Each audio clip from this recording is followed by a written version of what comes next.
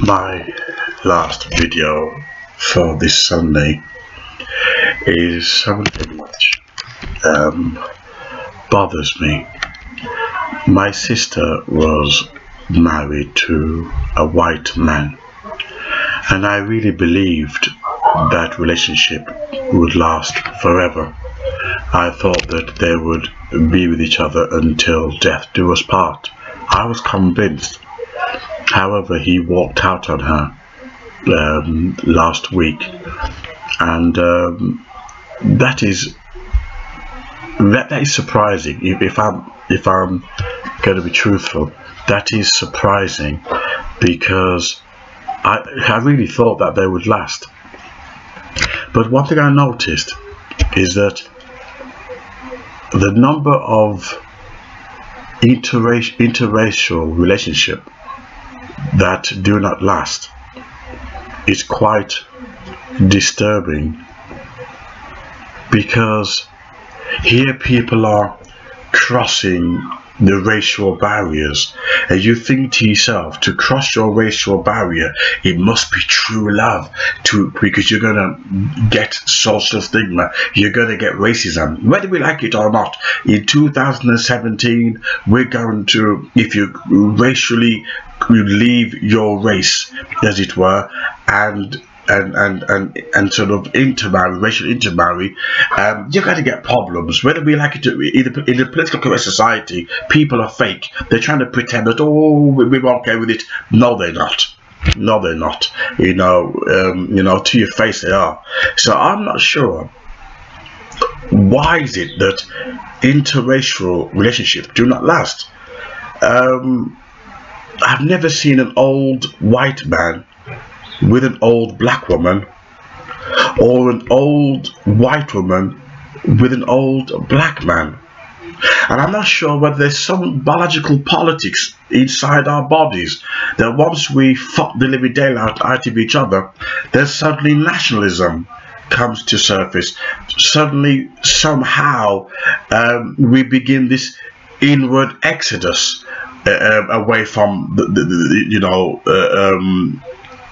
mixing, and they're starting to create a white Jerusalem or a black Jerusalem. What is it that interracial relationship, as a whole, I've not seen an old white man in a Zimmer frame with an old black woman.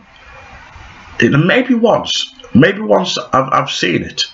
Maybe once, which I thought was quite cute, and I've seen one black guy with an old white woman, only once, but as soon as they start pushing 60s, which is why mixed race children or mixed race adults my age, if they tend to come from single parent families. They don't seem to have both parents together. Now professors would argue that it's social pressure.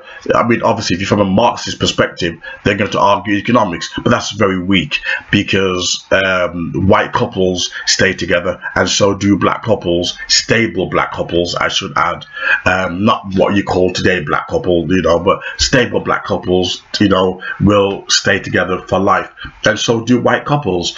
But interracial relationship do not seem to last. I mean, I was looking at this gorgeous white woman the other day.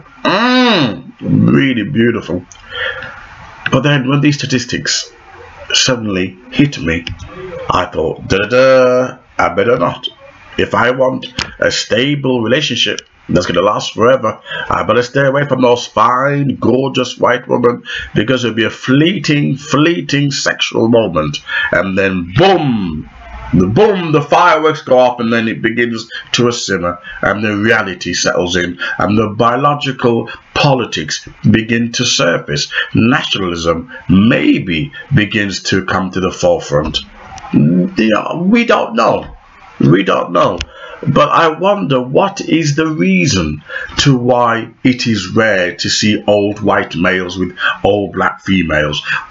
Are we interbreeding on an exotic level, and you know, and thus once the fireworks have somewhat banged, you know, and then suddenly simmers, we lose interest. You know, there's all kind of factors that could be involved.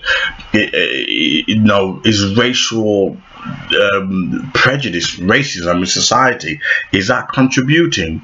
I remember when I was in love with this white woman. You know, we're both students, and her parents were saying, "Oh, you'll go through hell with society. You go through it." In other words, they didn't want, you know, me to date their, you know, daughter, but they were trying to blame society, you know. And to which I replied, "Your society. You make that change, and society will change. Don't pass your racism to society. You make that change, and society will change, because your society." And they were quiet. They were shocked, right?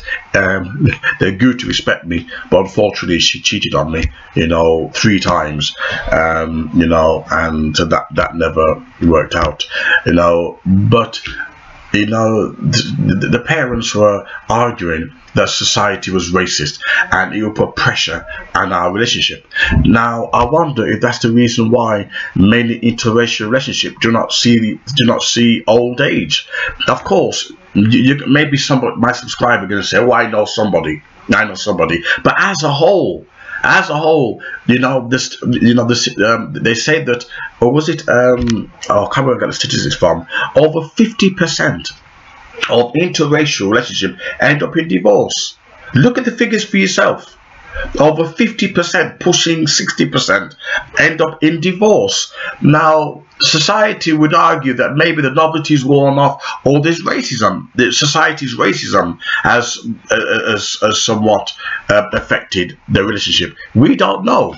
Excuse me, I'm going to fan myself. We don't know the reason why, you know, interracial relationship did not reach old age, you know. But my sister, she's had she's dating, well, she dates white guys, and all 3 have been unsuccessful. She was better off with the black guy she was with, to be honest, but he wouldn't commit.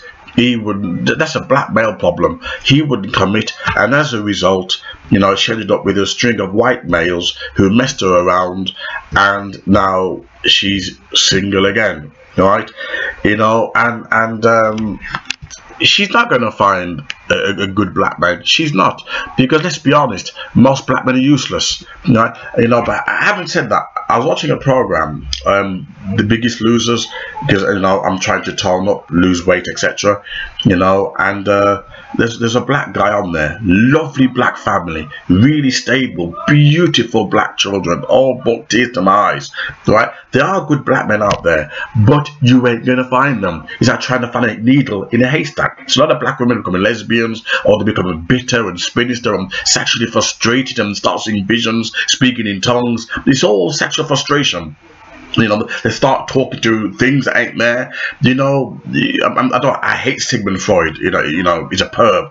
But I do agree with maybe 1 or 2 of things he says, and that is when you're sexually frustrated, you go doolally.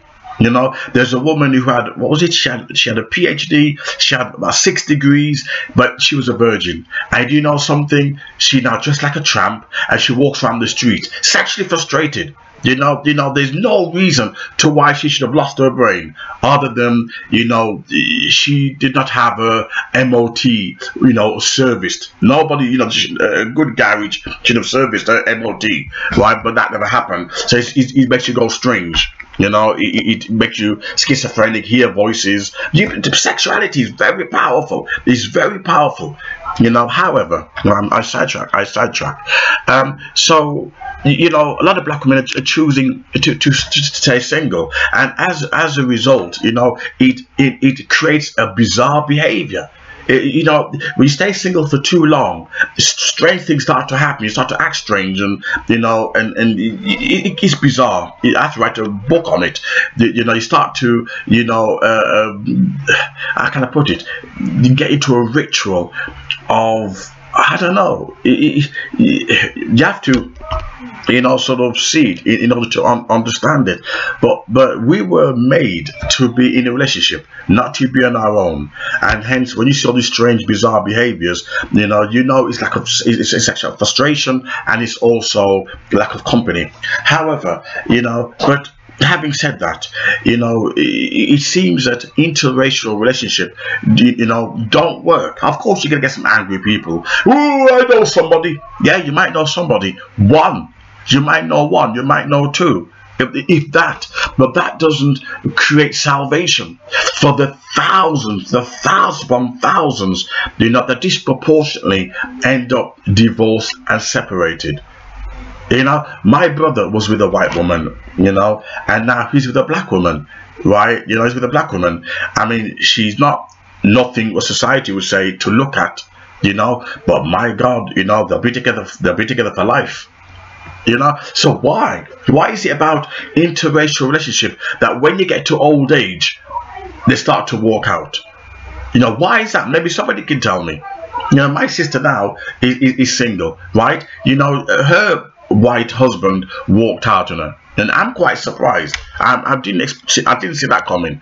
Even the family shocked. We didn't see that coming. Right? I'm not saying that these black thugs are the answer. Of course they're not. But what I'm saying is that there's a serious crisis.